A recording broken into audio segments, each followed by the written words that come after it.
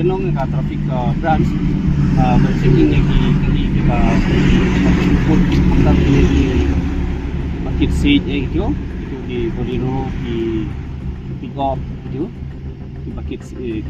di seat di Batam Chadin Basakmat kata kabuk kajing ma ki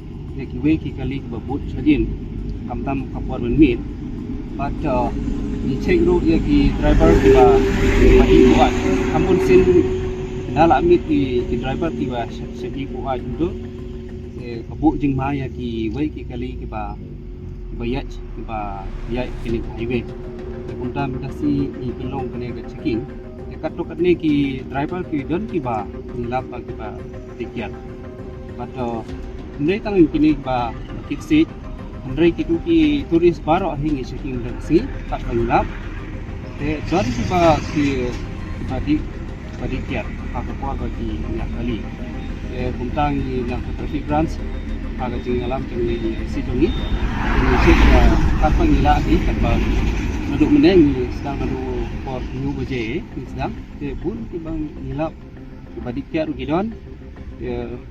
kumta nomor ban like kano ka jing accident nomor ba bun sing kini ki sni bun ki ba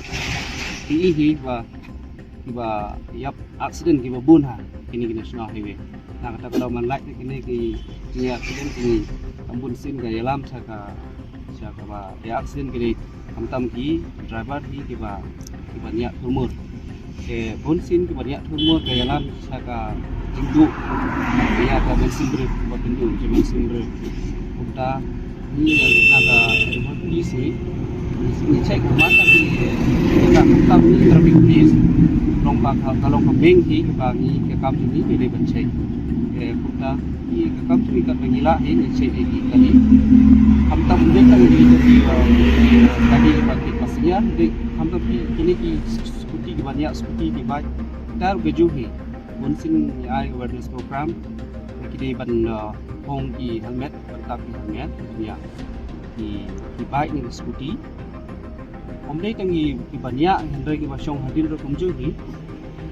bunsin ya nanti na excuse ni ai kini ki helmet nila sam taki karno south spot lai spot south spot tali nila sam ki bakin hong bandong ka safety ki omdei bunsin diberi hak kuar bagi ai ki awareness program bakin hong ndai bunsin ki bun ki bom hong na kata hateng hi ni check kum tu nang ban lai na kono ka jing